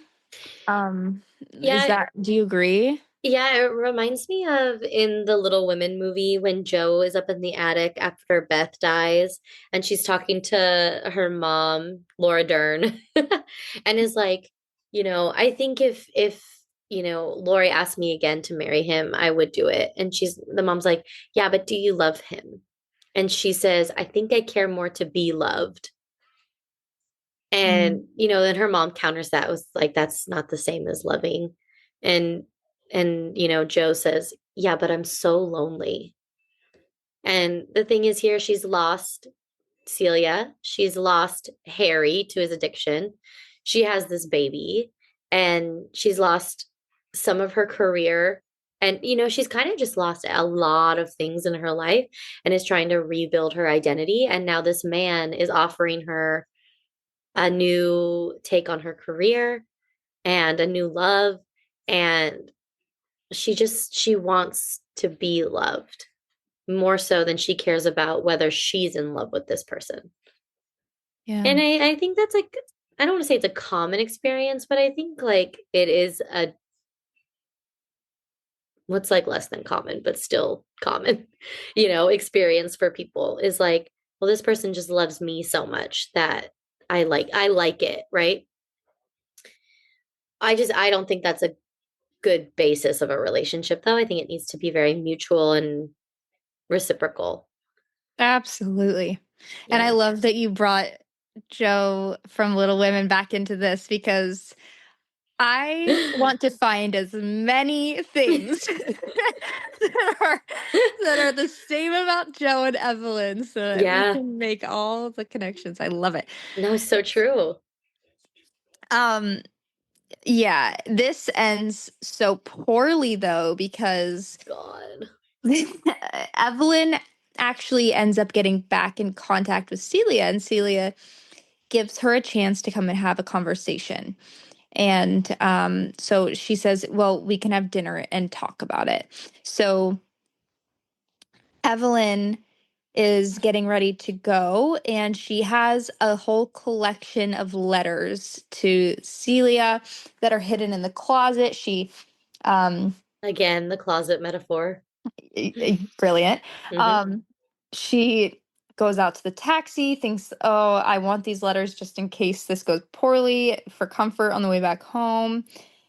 Runs back in, and Max has gotten into the letters, is reading them all, and is so disgusted not by the fact that she is like maybe having an affair because he does too, but on the DL, but by Right. the fact that she would be, quote, a dyke, Right. and is just like throwing all of these insults at her. And I think this is where we see Evelyn's biggest character growth moment in the book. Um, Hmm. because she spends this whole book taking shit from men. Like she, in her own right, walks all over people. But I think that that is kind of like the I'm gonna make up my own effect here. It's like the rain fall down effect. Okay, okay. From Trickle down. yes, thank you. That's what I'm thinking of. It's like the trickle down effect of men walking all over her. Yeah. And like it has to have somewhere to go because she's not capable of just like dealing with it in a good way. Um and here she just leaves. Yeah. It's also her biggest fear coming true of being found out by the potential risk of exposure. Mhm. It's yeah, so it's standing up to all of these different things at one point and being like, I'm not scared. I'm not going to let you walk all over me. And I'm going to go see the love of my life and I don't care the consequences anymore. I'm too old for Yes. this. I've accomplished everything I needed to accomplish. I'm done. I'm done with Yeah. this. Yeah, because he threatens to publicize the fact that she is interested in women, which he does do, but she kind of brilliantly, and actually this might have been Celia's idea, Hmm. was they kind of made this in the public eye. They made it so that like, oh, she was having an affair. Yeah, like scorned And lover. so yeah, he was just so hurt and upset that he would say anything to Yeah. get back at her. So no one believed it. So good. And you just know from his character that he was fucking livid. He was Yeah. like, God, like for a woman to get over on him, Yep. he like could not handle it. But more devastation in this book. The reason Celia reached out to Evelyn was because she has like emphysema and lung cancer from Yeah. smoking her entire life. And she doesn't have long to live. And she just wants to spend the rest of her time with Evelyn. Like, can we do this? Can we just put the entire past behind us and be happy? And, you know, like all the time wasted, all the years wasted that they could have spent loving each other. And now it's like we have a finite amount of time and we only get this time and we know it's going to come to an end sooner than what we would wish. And we have to reconcile with all of the time lost. Yeah. Um, that's a hard thing. I mean, I think the finite nature of life is just like so scary sometimes. Yeah. But also it gave them the opportunity to like make this small window of their life really, really beautiful. Yeah. Like they knew that they could not squander it. Yeah. Um, and Evelyn said something that I really just I loved. I wrote it down, and she said, "I loved being able to show a part of myself that I had long buried. I was happy to find that when I dug it up, that part was still there waiting for me." And I Mm, thought that this idea was just so comforting. That like she spent her whole life stifling this really central part of herself. yeah. Um and not just like her sexuality. I think actually in this she might have been talking about her Cuban identity. Mm-hmm. And because at this point they're living in Spain, she's talking in Spanish to the locals and like but I mean this goes for any part of your identity and she's just able to now live as who she is without worrying about the perception of others around her and like any consequences it holds on her career because that doesn't matter anymore. Right. And I think the devastating thing for Evelyn not only is like her lifelong love of her life, like dying, it's that she could have had it all previously. Like in the end, she was like, it didn't matter. My career didn't matter. Living authentically is what actually mattered to me. And she didn't realize that until much later. Yeah. And I think that was devastating for her. Ugh. You know, thinking about that, I thinking about this song, Peter by Taylor Swift, because of course I have to talk about Taylor Swift. Um, this song, Peter, for me, I've been wanting to talk about it for a while, and I'm like, oh, maybe I'll just talk about it on the podcast. But when I listen to it, I hear like a really young, closeted woman singing to her older self about not coming out. Mm. And I always think about Evelyn Hugo because the song says, you said you were going to grow up and you were going to come find me. Like you said you were going to get your life in order and then you were going to come find me. Like the younger self is saying that to the older self. Like you told me that we were going to come out later. We were going to come out. We were going to be ourselves later. But then you didn't do it. You didn't come find me. And it's to me like one of the saddest songs on like her whole discography if you look at it from that lens. And I always think about Evelyn Hugo being like, okay, later it won't matter. Later I'll do it. Later it won't matter. And then you get to a point where you're like, oh shit, like I'm at the end of my life and I never did it. Yeah. And it just like kills me. Because I think a lot of, especially women, I think a lot of gay men, but especially a lot of gay women have lived that story throughout history. And I think it's just like, I love, what is it? I don't know. I just love narratives like that like speak back into history, a storyline that's like existed throughout time. And then being like, okay, like we see it now. Like, can we change it? Please, can we Mhm. change it? You know, and Evelyn kind of tries. I mean, so the seventh husband is Celia's brother, Robert Jameson, and she marries him. And so like now they're like sister-in-laws, which is kind of funny. Um, but which is very Emily Dickinson and Sue, because they were sister-in-laws too, and the loves of each other's life.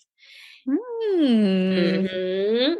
Because Sue married Emily Dickinson's brother. Super interesting. And everyone should watch Dickinson on Apple. I think it's on Apple.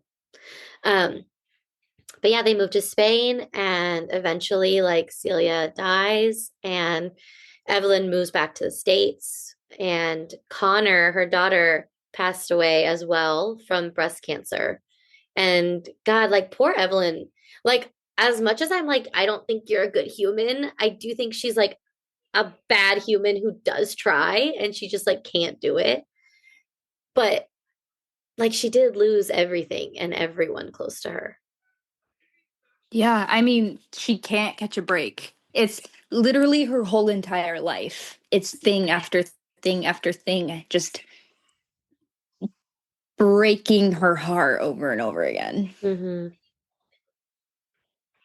Like she spends her life picking up her pieces. Yeah. And it's like, how many times can your heart shatter before you just can't even put it back together again? It's like it shatters and you use super glue and it shatters. So you're like, okay, well, some of the pieces stayed together, but I can tape these other ones. And eventually you're just like, it's impossible. There's so many pieces you can't put it back together again. So you just live with a heart shattered. And I think like for her, I mean, obviously at the end, she does end up taking her own life. She was diagnosed with breast cancer. She was old. She had lost everything. But I don't think, like, a lot of people think that suicide is like cowardly. And to me, I never really see it that way. I don't really see suicide as cowardly. I see it as somebody who doesn't feel like there's an out, doesn't feel like there's any hope left. And I don't think that's a cowardly position. And I think it's also a little different with Evelyn being older and near the end of her life anyway. And Evelyn always wanted to live on her own terms. So I think she also wanted to go out on her own terms, Mm. That makes sense for her character. right? Yeah. I mean, she also watched her daughter Connor suffer. She knew what was in front of her, and she's Hmm. old. Like, Exactly. there's,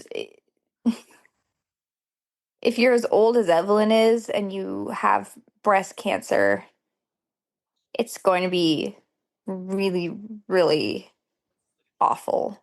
It's Yeah. awful anyway. Yeah. So yeah, I don't that's the one action of Evelyn's I don't judge or come down on the same side as her. I'm like, you know what? It's your decision. It's your life. Like you're old, you have cancer, you don't want to live the last parts of your life in misery. I don't see the problem with this. I really don't. Yeah. I,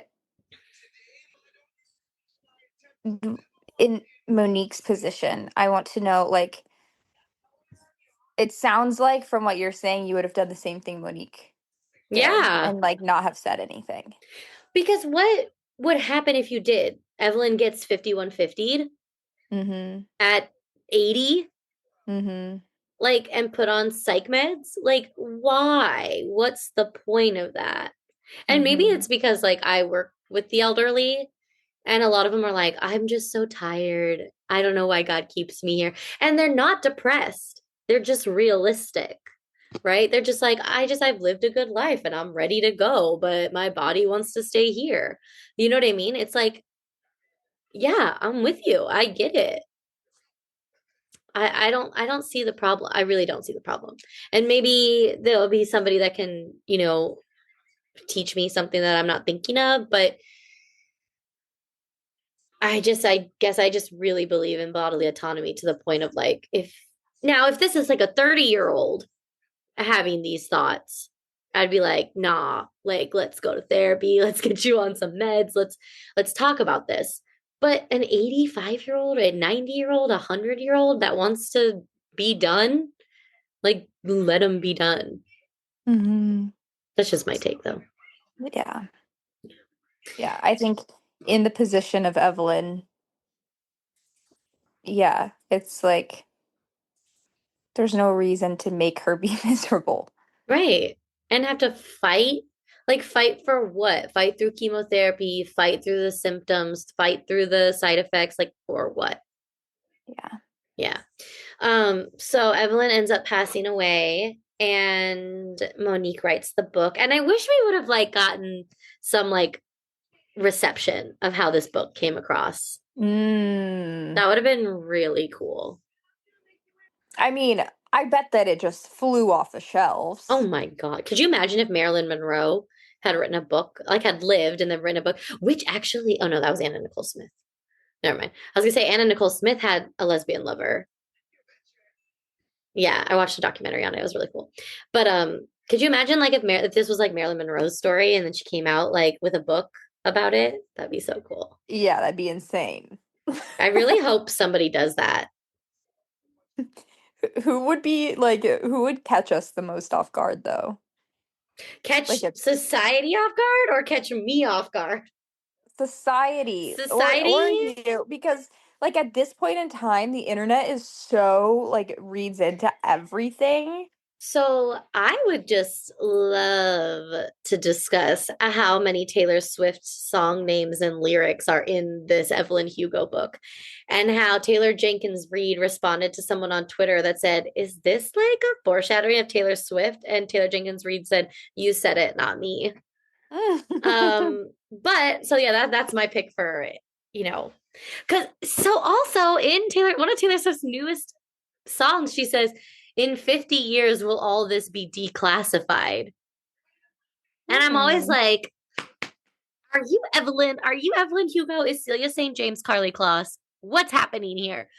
Um, but I mean, that's just fun. That's just fanfic and fun, but you know, whatever. We'll see. I'm perfectly okay waiting 50 years to be proven right. That's my Capricorn Saturn ruled self. Lauren's playing the long game with I Taylor hope. Swift. I play the long game in everything, Haley, not just my Taylor Swift theories, everything. I play the long game. Um, okay, that's so final thoughts on Evelyn Hugo, Haley, as our redo of this book. Final thoughts are I want, obviously, I think you're absolutely right. I want a series. I want impeccable casting. I was looking up like Oh, fan yeah. casts, Mm-hmm. and some of them are just too like, Gen Xy. I mean, it's too on the nose. Like Yeah.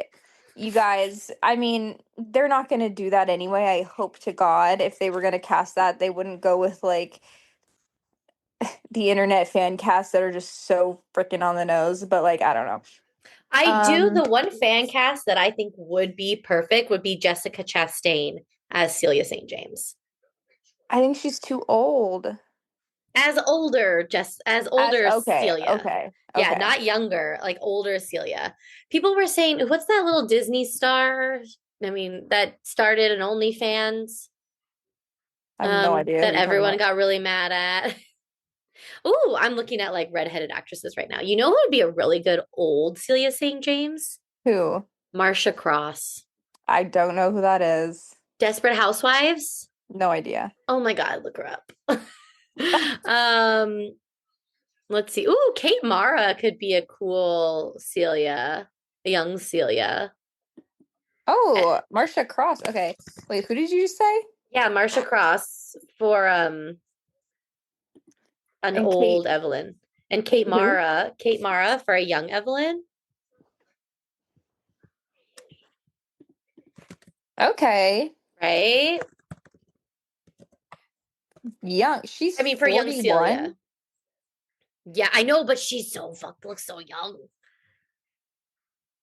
And She then yeah, I think does. Evelyn's a lot harder because it's like you need like a blonde. Yeah, and people are saying Ana de Armas, but she just played Marilyn Monroe. I And know, but like that would be perfect. That's who I was thinking too. yeah, but like I just You're like, no. she already just did on or she just did Marilyn Monroe, and I feel like people make so many like But she's people equate. Cuban. I know, but people equate Marilyn Monroe with Evelyn Hugo, and I Yeah. just feel like it's all gonna get mushed together. Like it's gonna be the Yeah. same. It would be kind of cool to get a really talented unknown for Evelyn and have like kind of a known for Celia, Yeah, it you know? would. But Who knows? I hope Netflix loses the rights and goes to Prime or HBO or Showtime. Or Apple. Apple would do amazing with it. But then no one would see it. I think if Ana de Armas hadn't just done Marilyn Monroe, then I would say yes. Okay, that's fair. Okay. We did it. Yeah. I hope you guys liked it. Isn't that how we feel after every episode? I hope you guys like it. I hope you guys enjoyed our conversation. I'm not sure what we're doing next. I kind of think we might do an L word episode next and then a book episode after that, just timing wise. So get watching the L word.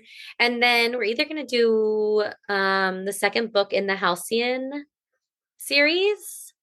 Yeah, Yeah. that's what I think we should do. Let's do it. Okay, great. We just decided. That was our planning. That was our planning meeting, everyone. Yeah. By EJ Okay. Noise. Go read. Yes. Who just followed us on Instagram? Did you see that? I know. Ooh. Yeah. Yeah, so we'll do an L word and then EJ Noise's second book in the Halcyon series, which I'm very excited about. And we'll keep you guys posted on what is to come. Let us know if you have any suggestions. You can always DM us on Instagram, reach out. We still have that little text message button on our podcast description below. But yeah, we'd love to hear from you guys. And please leave us a review. That would help us out so much. Yes, please do. I can't wait till our reviews get like rolling because then I know they're like not going to stop and it's going to be like a bunch and we'll be like, ah. We love you guys. Thanks for listening to us gab. We love you guys. Thanks for coming to our yap session. Bye. Bye.